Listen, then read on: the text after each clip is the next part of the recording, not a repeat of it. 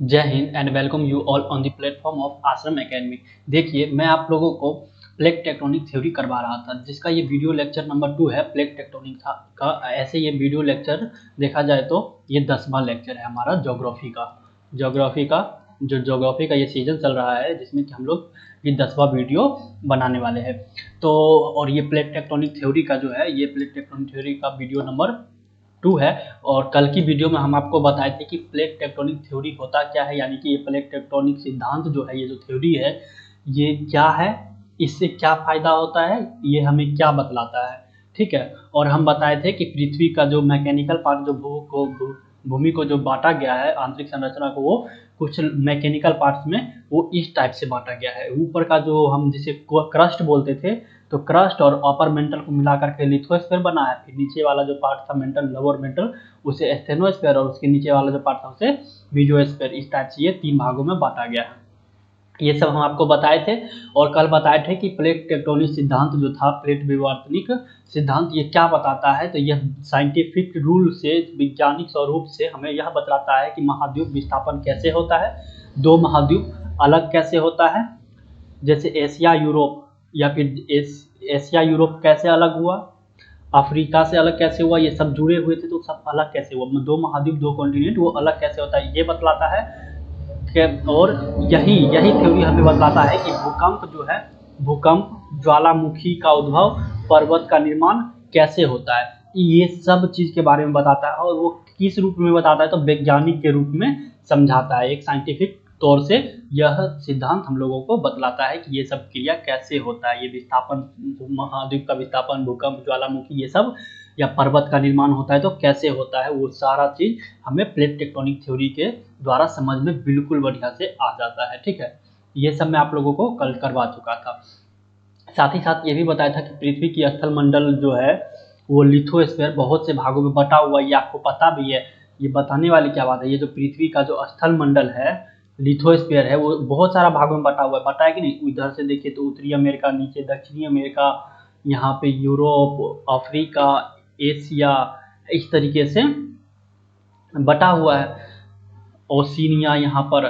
तो ये जो सात भाग में बटा हुआ है ना, तो प्लेट जो है, भूमि का जो स्थल मंडल है, यानी कि लिथोस्फीयर जो है, वो अलग अलग भागों में बटा हुआ है। अब वो जो अलग अलग भाग में ये बटा हुआ है, इसी को प्लेट कहते हैं। ये भी बात कल बता दी थी। और बताए थे कि स्थल मंडल जो है कुल 6 प्रमुख 6 ही है, और 20 माइनर लघु प्लेट है। छोटे छोटे लघु प्लेट जो है वो 20 है, और 6 प्रमुख है। कुछ इस प्रकार से ये सब चीज़ हम आपको कल बता दिए थे। और ये भी बताए थे कि पृथ्वी के जो दुर्लभ मंडल में चट्टानों के पिघलने से, मतलब ये बताए थे कि ये, अगर ये जो पृथ्वी फटता है, 2 भागों में पृथ्वी बंटता है, 2 कॉन्टिनेंट अलग होता है, तो कैसे होता है। बताए थे हम आपको कि देखिए, एक बार और मैं इसको दोबारा से आप लोगों को बता दूं। ये हमारा पृथ्वी है, इसका आंतरिक संरचना कुछ इस टाइप से था। ऊपर वाले को कहते हैं क्रस्ट, फिर नीचे वाले को मेंटल, और सबसे अंदर वाला जो था इसे कहते थे कोर। इस वाले भाग में क्या भरा होता था, तो इस वाले भाग में लिक्विड फॉर्म में, तरल अवस्था में, यानी गाढ़ा द्रव में क्या भरा हुआ था, एकदम ज्वालामुखी की तरह एकदम आग भरा होता है। बहुत ज़्यादा टेम्परेचर, एकदम जो लावा जिसे कहते हैं, आग का गोला, वो भरा होता है। और ऊपर वाले भाग को कहते हैं हम लोग लिथोस्फीयर, जो क्रस्ट है। और नीचे वाला जिसमें आग भरा हुआ है, इसे कहते हैं स्टेनोस्फीयर। ठीक है। तो लिथोस्फीयर से यहाँ से ऐसे ये चट्टान फट करके ऊपर निकलता है, और अग्नाशय चट्टान बनता है, और दबता है, दूर जाता है तो वो फिर अपसादी चट्टान बनता है, और फिर और आगे जाता है तो वो कौन सा, कायांतरिक चट्टान में परिवर्तित हो जाता है। तो ये चट्टान जो कायांतरित होता था, उस पर ज़्यादा प्रेशर और ज़्यादा दाब पड़ता था, और ये अंदर चला जाता था, धंस जाता था दोबारा, और धंस करके दोबारा ये स्टेनोस्फीयर में पहुंच जाता था। और उस चट्टान, जब वो चट्टान स्टेनोस्फीयर में पहुंचता था, तो स्टेनोस्फीयर में क्या है, दुर्बल मंडल, जिसे हिंदी में कहते हैं दुर्बल मंडल। इसमें क्या भरा है, तो आग का गोला भरा हुआ है। और ये आग का गोला क्या करेगा, ये आग का गोला क्या करेगा, उस सभी को पिघला देगा। पिघलाने के बाद क्या होगा, एक ऊष्मा उत्पन्न होगा, ऊर्जा उत्पन्न होगा, उसमें संवाहन उत्पन्न होगा। जैसे हम कुछ चीज जलाते हैं तो क्या ऊष्मा उत्पन्न होता है, भाप ऊपर मुका जाता है, तो वो इतना उसका तेजी गति होता है, वो उसमें संवहन धाराओं को जन्म देता है और वो क्या करता है, वही उष्मा जो है ऊपर की ओर जाता है और पृथ्वी को 2 भागों में बांट देता है। पृथ्वी को 2 भागों में नहीं बोल सकते, उसका कॉन्टिनेंट जो है उसे बीच से फाड़ करके वो उष्मा बाहर निकल जाता है। यही धाराएं स्थल मंडल की प्लेटों पर बल लगाती है तथा उनमें गति का उत्पन्न करती है। यही ऊपर बल लगाएगी, अब क्या होगा, यहाँ से उष्मा उत्पन्न होगा, उष्मा बाहर निकलना चाहेगा, इधर वाले को इधर धकेलेगा, इधर वाले को इधर धकेलेगा। इसमें क्या होगा, कॉन्टिनेंट में मोशन ला देगा। यही उष्मा क्या करेगा, कॉन्टिनेंट में मोशन ला देगा, गति उत्पन्न कर देता है। ये चीज कल हम आपको बता दिए थे और बताए थे कि भू आकृति की दृष्टि से किनारों को, मतलब ये जो भूमि का जो किनारा है, ये कॉन्टिनेंट है, एक अलग कॉन्टिनेंट, ये कॉन्टिनेंट है, मान के लिए महाद्वीप है, तो इसका किनारा का बहुत ज़्यादा महत्व होता है। किनारा का जो है सबसे ज़्यादा महत्व होता है।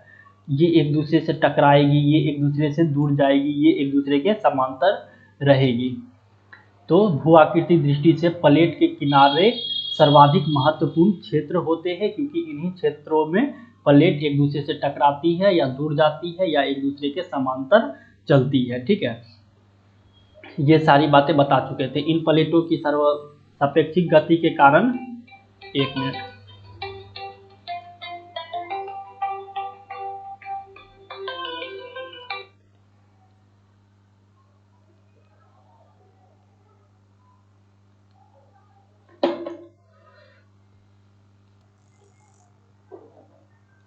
हाँ तो देखिए अब क्या कर रहे थे कि मतलब ये प्लेट जो है, इसे प्लेट को मतलब कन्वर्जिंग ऑफ प्लेट होता है, मतलब कॉन्टिनेंट आपस में जब कन्वर्ज होता है तो उसे कन्वर्जिंग प्लेट बाउंड्री कहते हैं। ठीक है ना, तो इन किनारों को कितने भागों में बांटा गया है, 3 भागों में बांटा गया है। इतना आप समझ गए कि इन प्लेट को 3 भागों में बांटा गया, अभिसारित प्लेट, अपसारित प्लेट और संरक्षित प्लेट। कन्वर्जिंग प्लेट किसे कहते हैं वो क्लियर हो गया कि जब 2 प्लेट आपस में कन्वर्ज होता है, यानी कि टकराता है, तो उसे कन्वर्जिंग प्लेट कहते हैं। जब 2 प्लेट आपस से दूर जाता है उसे डाइवर्जिंग कहते हैं। 2 प्लेट आपस में पास आता है तो उसे कंजर्वेटिव प्लेट कहा जाता है। ठीक है, अपसारित प्लेट को देखिए, अपसारित प्लेट, एक प्लेट इधर से आया, एक प्लेट इधर से ये गया। ठीक है, 2 प्लेट आपस में टकराया तो ये क्या हो गया, कन्वर्ज हो गया प्लेट का। ये सब बात हम बता चुके हैं। इन प्लेट किनारों पर 2 स्थलमंडलीय लिथोस्फीयर प्लेट का अपसारित होता है, मतलब एक प्लेट इधर से टकराया, एक प्लेट इधर से टकराया, तो क्या होगा, भूकंप उत्पन्न होगा। 2 प्लेट आपस में टकराएगा, भूकंप उत्पन्न होगा। एक प्लेट नीचे धस जाएगा, एक प्लेट ऊपर आ जाएगा, तो पर्वत का निर्माण हो गया। अब एक प्लेट नीचे अगर धंसता है तो वो अगर स्टेनोस्फीयर में पहुंच जाता है तो क्या होगा, वो पिघलेगा, पिघल के उष्मा का निर्माण करेगा, उष्मा ऊपर आने की कोशिश करेगा, जिससे कि 2 प्लेट आपस में दूर होकर के ज्वालामुखी का निर्माण कर देंगे, तो ज्वालामुखी का निर्माण हो जाएगा। ठीक है, ये सब बात आप लोग जानते हैं और हमने बता भी दी इस सब चीज़ें को। ठीक है, तो इस तरीके से ये होता है। बेनिफिक जोन किसे कहते हैं, जिस जोन से प्लेट धंसती है उस जोन को बेनिफिक जोन कहते हैं। अब ये जो है, ये जो अधिक तापमान के कारण प्लेट का धंसा हुआ भाग पिघल जाता है, जिससे प्लेट का अंश हो जाता है। इसीलिए इन प्लेट किनारों को विषाणात्मक प्लेट किनारा भी कहा जाता है, यानी कि विनाशक प्लेट किनारा कहा जाता है। ये जो प्लेट का किनारा होता है वो विषाणक प्लेट किनारा कहा जाता है, क्योंकि इन प्लेटों से पता नहीं कितना का नुकसान हो जाता है। इन प्लेट किनारों पर उच्च तीव्रता के भूकंप, विस्फोटक, ज्वालामुखी उद्भव तथा ज्वलित पर्वतों का निर्माण होता है। ठीक है, ये सब चीज़ बता दिए हैं। प्लेट की प्रकृति के आधार पर इन 3 भागों में बांटा गया है, यानी कि कन्वर्जिंग और प्लेट को 3 भागों में बांटा गया है, क्योंकि उनका इस चीज़ के आधार पर, किनारों के आधार पर। वो किनारा कैसा हो सकता है, तो हो सकता है एक किनारा हो कॉन्टिनेंट का, दूसरा किनारा हो महासागर का। जब कॉन्टिनेंट महासागर एक दूसरे से टकराएंगे तो एक हो जाएगा, हो सकता है एक हो कॉन्टिनेंट और दूसरा भी कॉन्टिनेंट, हो सकता है एक हो ओशियन और दूसरा भी ओशियन, यानी कि एक महासागर और दूसरा क्या हो, महासागर हो। जब ये दोनों आपस में एक दूसरे से टकराएंगे तो ये 3 तरह से इसे भागों में बांटा गया। तो सबसे पहले हम देखते हैं कॉन्टिनेंट कॉन्टिनेंट कन्वर्जेंस। जब 2 कॉन्टिनेंट आपस में टकराता है तो क्या होता है। ठीक है, महाद्वीपीय महाद्वीपीय अभिसरण समझिएगा। अब एक कॉन्टिनेंट ये है और एक कॉन्टिनेंट ये है, दोनों आपस में टकराया, टकराने से क्या होगा कि एक प्लेट जो है दूसरे प्लेट के अंदर धंस जाएगा। अब दोनों टकराने से क्या होगा, उच्च तीव्रता का भूकंप सबसे पहले उत्पन्न होने का चांस बना रहेगा। दूसरा नंबर, पर्वत बनने का रहेगा, पर्वत का निर्माण हो सकता है। और वॉल्केनो निकलने का एक ही शर्त है, ज्वालामुखी तभी विस्फोट होगा जब इन दोनों के बीच में क्या हो, दोनों के माध्य जल का स्रोत। अगर दोनों के माध्य में जल का स्रोत है तो दोनों जब टकराएंगे तो ज्वालामुखी भी उत्पन्न हो सकता है। तो याद रखिएगा, जब महाद्वीप महाद्वीप टकराता है तो उच्च तीव्रता का भूकंप उत्पन्न होता है, अर्थक्वेक उत्पन्न होता है और बृहद वलित पर्वतों का निर्माण होता है, लार्ज फोल्ड माउंटेन का निर्माण होता है।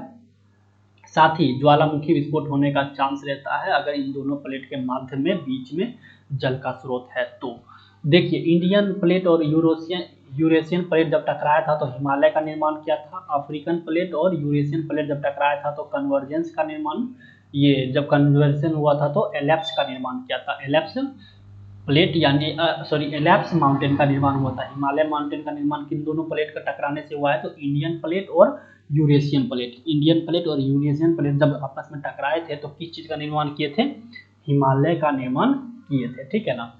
अब देखिए आगे, कॉन्टिनेंट ओशियन, एक है पर कॉन्टिनेंट महाद्वीप और दूसरा क्या है, ओशियन यानी महासागर वाला प्लेट। ये महाद्वीप जिसपे हम लोग रहते हैं और ये महासागर जो जल वाला हिस्सा है, ये दोनों प्लेट अगर आपस में कन्वर्ज होते हैं तो क्या होता है, इसमें क्या होगा कि ये जो जल वाला भाग है, महासागर वाला भाग, ये वाला इस कॉन्टिनेंट के अंदर धंस जाएगा, यानी कि ओशियन प्लेट जो है कॉन्टिनेंट प्लेट के अंदर क्या हो जाएगा, धंस जाएगा, धंसेगा। अब इन प्लेट में क्या होगा, उच्च तीव्रता का भूकंप उत्पन्न होगा और ज्वालामुखी फटेगा।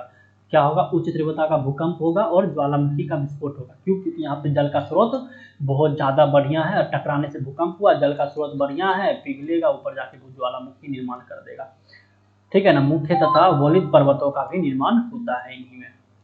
इन किनारों पर महासागरीय गर्त यानी कि ओशियन ट्रेंच का भी निर्माण होता है। वो महासागरीय गर्त क्या है, यह एक गड्ढा होता है एक प्रकार का, ठीक है, जो महासागर में होता है, बहुत अंदर तक का धंसा हुआ गड्ढा, जिसमें क्या होता है, पानी जाते रहता है, अंत नहीं होता है, देखे होंगे कई बार आप लोग, ठीक है। तो वही महासागरीय गर्त का भी निर्माण होता है। गर्त देखिए, अब जब नजाक प्लेट और अमेरिकन प्लेट एक दूसरे से टकराए थे तो एंडेस माउंटेन बनाए थे, मतलब अमेरिकन ओशियन मतलब प्लेट जो है वो और नंजाक का प्लेट, ये दोनों आपस में टकराए, एंडेस का माउंटेन बना दिए, ठीक है ना। पैसिफिक प्लेट और अमेरिकन प्लेट जब आपस में टकराया था तो रॉकी माउंटेन का निर्माण किया था और साथ ही साथ वह ज्वालामुखी का भी विस्फोट हुआ था। अब देखिए, ओशनिक और ओशनिक प्लेट, जब दो महासागरीय प्लेट आपस में टकराएंगे तो क्या होगा, जब दो महासागरीय प्लेट आपस में अभिसारित होते हैं, टकराते हैं, अभिसरण होते हैं तो क्या होता है, ज्वालामुखी का निर्माण होता है, वोल्केनो एक्सपेंशन होता है, वोल्केनो विस्फोट होता है, ठीक है ना, ज्वालामुखी का विस्फोटक होता है। अब क्या होता है, इस ज्वालामुखी विस्फोट होने वाले लावा से क्या होता है, जब जो लावा उत्पन्न होगा, लावा बाहर आएगा, ज्वालामुखी फटेगा तो ये लावा क्या होगा, धीरे धीरे द्वीप चापों में निर्माण हो जाएगा, यानी कि आइलैंड बन जाता है। देखिए होगी कि महासागर के बीच में छोटा छोटा आइलैंड होता है, वो आइलैंड कैसे होता है, तो ज्वालामुखी फटा, लावा निकला और लावा धीरे धीरे पर्वत का निर्माण किया, जो कि वो पर्वत न बन करके क्या बन गया, द्वीप बन जाता है। क्या बन जाता है, द्वीप, यानी आइलैंड का निर्माण हो जाता है। तो अभी देखिए आप लोग आइलैंड कैसे बना। इन क्षेत्रों में महासागरीय गर्तों का निर्माण भी होता है और साथ ही साथ महासागरीय गर्त दो टकराते हैं तो साथ ही साथ महासागरीय गर्त भी बनता है। गर्त क्या है, तो गड्ढा होता है। क्या होता है, महासागरीय गर्त एक गड्ढा होता है। ट्रेंच क्या होता है, गड्ढा होता है, ठीक है ना, याद रखिएगा आप लोग, एक बहुत ही गहरा गड्ढा होता है महासागरीय ट्रेंच। आप कहिएगा तो हम दिखा भी देंगे आपको महासागरीय गर्त कैसा होता है, ठीक है, या फिर नेट पे जाके सर्च कीजिएगा गर्त के बारे में, ओशियनिक ट्रेंच, पता चल जाएगा कैसा टाइप का होता है, वो उसका चित्र देख सकते हैं आप। इन क्षेत्रों में उच्च तीव्रता का भूकंप भी विस्फोट होता है, ज्वालामुखी का भी उद्भावन होता है, ठीक है ना। ये था जब दो ओशियनी, एक ओशियन और एक प्लेट, मतलब एक महासागरीय प्लेट और एक ये कॉन्टिनेंट का प्लेट आपस में टकराता है। ये ओशनिक जब आपस में टकराते हैं तो क्या होता है, ठीक है ना, ओशनिक टकराता है तो ज्वालामुखी निर्माण होता है, उससे निकलने वाले लावा ठंडा होकर के द्वीप चापों का निर्माण कर देते हैं। इस बात को याद रखना है आपको। तो इतना हो गया क्लियर। अब हम पढ़ेंगे दूसरा, अब पढ़ेंगे दो प्लेटों का डाइवर्जिंग। जब दो प्लेट दूर जाता है तो क्या होता है, जब दो प्लेट दूर जाता है तो क्या होता है। तो देखिए, जब दो प्लेट दूर जाता है तो मानिए ये एक प्लेट है और ये प्लेट बी है। अब ये प्लेट इधर जा रहा है और ये प्लेट इधर जा रहा है, तो इसी को कहते हैं डाइवर्जिंग ऑफ प्लेट बाउंड्री, मतलब अपसारित प्लेट किनारे।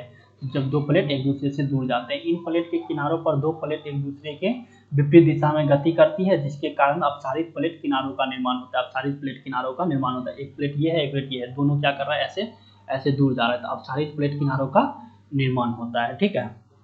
प्लेटों के अपसरण से प्लेट के माध्य भूभरण का निर्माण होता है, जिससे फिर ज्वालामुखी का उद्भव होता है। अब देखिए, एक प्लेट इधर जाएगा, एक प्लेट इधर जाएगा, नीचे वाला लावा बाहर आएगा तो क्या होगा, ज्वालामुखी विस्फोट होगा। इन ज्वालामुखी उद्भव की तीव्रता माध्य से निम्न होती है, थोड़ा माध्य से थोड़ा कम होता है। ठीक है ना, माध्यम से थोड़ा कम होता है। ठीक है ना, ज्वालामुखी का उद्भव जो होता है, तीव्रता यानी कि गति, तेजी, कितना तीव्र में, कितना मतलब तेजी में आ रहा है वो भूकंप, वो मतलब ज्वालामुखी, वो बता रहा है कि माध्य से थोड़ा कम होता है, मतलब उतना तेजी का ज्वालामुखी विस्फोट होता है। इन ज्वालामुखी उद्भवन से निकलने वाले लावा ठंडा होने से नई क्रस्ट का निर्माण होता है, इसीलिए यह रचनात्मक प्लेट किनारा भी कहा जाता है। अब देखो, एक प्लेट ये है, एक प्लेट ये है, दोनों प्लेट एक इधर गया, एक इधर गया, बीच से निकलता है क्या, बीच से निकला तुम्हारा ज्वालामुखी फटा, लावा निकला, लावा ठंडा होकर के क्या बनाया, लावा ठंडा होकर के फिर एक प्लेट बनाया या नहीं बनाया, ठंडा होकर के नई क्रस्ट का निर्माण किया, ऊपर पट्टी का निर्माण किया नया, इसलिए इसे रचनात्मक प्लेट कहा जाता है। जो डाइवर्जिंग प्लेट होते हैं, डाइवर्जिंग प्लेट को क्या कहा जाता है, रचनात्मक प्लेट। डाइवर्जिंग प्लेट को क्या कहा जाता है, डाइवर्जिंग प्लेट को रचनात्मक प्लेट कहा जाता है, यानी कि दोबारा रच दिया, प्लेट का निर्माण कर दिया। इन क्षेत्रों में माध्यम से कम तीव्र की भूकंप आते हैं। माध्यम से कम तीव्रता मतलब तीव्रता भूकंप का कम होता है जब दो प्लेट आपस से दूर जाते हैं। इन प्लेट किनारों पर समुद्र के कटकों का क्या होता है, निर्भन होता है, जो कि मध्य महासागरीय कटक कहलाते हैं। इन प्लेटों में क्या होता है, समुद्री कटकों का निर्माण होता है, जो कि मध्य महासागरीय कटक कहलाते हैं। ठीक है ना। अंटार्कटिक महासागर के माध्यम से मिलने वाले माध्यम अंटार्कटिक कटक की लंबाई 1400 किलोमीटर तथा विश्व की सबसे लंबी पर्वत जो है, विश्व की सबसे लंबी पर्वत श्रृंखला है। मतलब ये अंटार्कटिक महासागर के माध्यम से मिलने वाले जो मध्य अंटार्कटिक कटक है, वो विश्व की सबसे लंबी पर्वत श्रृंखला है, लगभग 1400 किलोमीटर का है। तो इतना हो गया क्लियर। अब देखिए संरक्षित प्लेट किनारे। जब दो प्लेट संरक्षित रहते हैं, कंजर्वेटिव रहते हैं, एक जगह स्थिर रहते हैं, पैरेलल में रहते हैं, तो क्या होता है, इन प्लेट किनारों पर ना तो प्लेट का अभिसरण होता है और ना ही अपसरण होता है। ना प्लेट एक दूसरे से पास आते हैं, ना प्लेट एक दूसरे से दूर जाते हैं, ना डाइवर्जिंग होता है, ना कन्वर्जिंग होता है। ठीक है ना। बल्कि दोनों प्लेट एक दूसरे से समांतर पैरेलल गति करता है। दोनों इतना दूरी पे है तो इतना ही दूरी पे से पैरेलल गति करेगा, ना दूर जाएगा ना पास आएगा।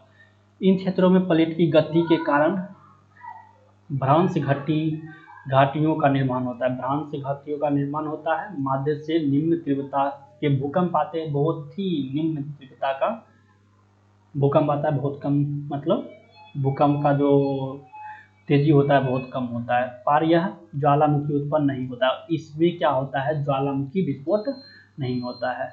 इतना हो गया क्लियर। चलो, तो ये हो गया क्लियर। अब देखिए, विश्व के 3 क्षेत्र जहां ज्वालामुखी उद्भव भूकंप देखे जाते, सर्वाधिक ज्वालामुखी उद्भव और भूकंप देखे जाते हैं विश्व के 3 क्षेत्र। सबसे पहला Pacific ring of fire, mid continental belt और मिड ओशनिक बेल्ट। पहला पैसिफिक रिंग ऑफ फायर, दूसरा मिड कॉन्टिनेंटल बेल्ट और mid oceanic belt, mid continental belt, mid oceanic belt और पैसिफिक रिंग ऑफ फायर। ये 3 एक ऐसा जगह है जहाँ पे सबसे ज़्यादा सर्वाधिक ज्वालामुखी उद्भव होता है, सबसे ज़्यादा ज्वालामुखी विस्फोट होता है। ठीक है ना। पहला पैसिफिक रिंग ऑफ फायर, दूसरा मिड कॉन्टिनेंटल बेल्ट और मिड ओशनिक बेल्ट। तो ये हो गया आपका plate tectonic theory clear. I hope आप लोगों को क्लियर हो गया होगा कि प्लेट टेक्टोनिक थ्योरी क्या है। मैं यहाँ पे एक बार रिवीजन आपको करवा देता हूँ फटाफट, क्या क्या हम लोग पढ़े प्लेट टेक्टोनिक थ्योरी में। प्लेट टेक्टोनिक थ्योरी, इसमें हम देखें कि कोई भी ये भूकंप कैसे आता है, सबसे पहला ज्वालामुखी कैसे उत्पन्न होता है, और माउंटेन यानी पर्वत जो है कैसे बनता है। ये 3 चीज़ों के बारे में देखें। कैसे होता है, तो ये हमें बताता है कि दो प्लेट पृथ्वी जो है अलग अलग प्लेटों में बटा हुआ है। इसमें क्या होता है, दो प्लेट या तो पास आते हैं एक दूसरे के, या तो एक दूसरे से दूर जाते हैं, या तो एक दूसरे के पैरेलल चलते रहते हैं, ठीक है ना। जब एक दूसरे के प्लेट पास आते हैं तो इन प्लेटों का नाम दिया गया कन्वर्जिंग प्लेट बाउंड्री, यानी कि इन अभिसारित, अभिसारित मतलब एक दूसरे के पास आना, अभिसारित प्लेट बाउंड्री कहा गया, ठीक है ना। अगर ये प्लेट एक दूसरे से दूर जाता है तो इसे डाइवर्जिंग प्लेट कहा गया। अगर एक दूसरे से पैरेलल चलता है तो इसे क्या कहा गया, कंजर्वेटिव कहा गया, संरक्षित कहा गया, ना दूर जाता है ना पास जाता है, संरक्षित प्लेट बाउंड्री कहा गया। जब एक दूसरे के पास आता है तो ये पास तीन तरह का जो कॉन्टिनेंट है एक दूसरे के पास आ सकता है। कौन कौन सा, पहला, दूसरा और ये तीसरा। कैसे, ये पहला दोनों कॉन्टिनेंट हो सकता है यानी कि महाद्वीप वाला, दोनों ओशियन हो सकता है, या फिर एक ओशियन और एक कॉन्टिनेंट हो सकता है, एक दूसरे के पास आएंगे। और ये दोनों के पास आते हैं तो भूकंप उत्पन्न होता है, ज्वालामुखी उत्पन्न होता है और माउंटेन का निर्माण होता है। जब दो महासागर महासागर एक दूसरे से चिपकता है तो महासागरीय गर्त का भी निर्माण करते हैं, ये चीज देखें। फिर देखिए, जब दो एक दूसरे से दूर जाता है तो उसे कहते हैं diverging plate boundary. Diverging plate boundary जाता है तो निम्न गति का ज्वालामुखी उत्पन्न होता है, निम्न गति का तीव्रता वाली भूकंप का उत्पन्न होता है, ये चीज देखिए। तीसरा देखिए, जब एक, यही चीज देखिए दूसरा में, तीसरा देखिए कंजर्वेटिव यानी कि समांतर जो रहता है, पैरेलल में एक दूसरे के चलता है, इसमें ज्वालामुखी उत्पन्न नहीं होता है। सबसे मुख्य इंपॉर्टेंट बात यह है कि किस वाले मोशन में, कौन से प्लेट में ज्वालामुखी उत्पन्न नहीं होता है, तो कंजर्वेटिव वाले में, जो कि ना संरक्षित प्लेट बाउंड्री में ज्वालामुखी का उत्पन्न नहीं होता है। भूकंप बहुत ही निम्न तीव्रता से होता है। अगली वीडियो में हम लोग, कल की क्लास में हम लोग क्या देखेंगे, क्लाइमेट, जलवायु विज्ञान के बारे में पढ़ेंगे। अभी तक हम लोग, ये वीडियो लेक्चर नंबर 10 है, ज्वालामुखी का सेकंड लेक्चर था, एक लेक्चर कल हुआ और एक लेक्चर आज हो गया। सॉरी, ज्वालामुखी का कह रहे हैं, प्लेट टेक्टोनिक थ्योरी का एक कल हुआ और एक आज हुआ, और दोनों मिलाकर आज हो गया क्लियर। कल हम पढ़ेंगे क्लाइमेटोलॉजी यानी कि जलवायु विज्ञान के बारे में। ये मौसम क्या होता है, ऋतु क्या होता है, जलवायु क्या होता है, इन सब चीज़ों को देखेंगे। आई होप आप लोगों को ये वीडियो बहुत ही पसंद आ रहा हो। मैं रेगुलर बेसिस पे ये ज्योग्राफी का ला रहा हूँ। अब जल्द ही मैं हिस्ट्री का भी एक सीरीज चालू करने जा रहा हूँ। ये जो है आपके ऑल एग्जाम 11th 12th के बच्चे भी देख सकते हैं इसे, एसएससी वाले बच्चे भी देख सकते हैं इसे, एनडीए, सीडीएस, सारे एग्जाम के बच्चे इसे देख सकते हैं। जो भी एग्जाम में अगर ज्योग्राफी हिस्ट्री पूछा जाता है तो वो जो मैं चालू करूँगा वो सारे बच्चे इसे देख सकते हैं, ठीक है। तो आई होप आप लोगों को ये सब पसंद आ रहा हो। पढ़ते रहिए, हंसते रहिए, मुस्कुराते रहिए। जय हिंद, ऑल द बेस्ट।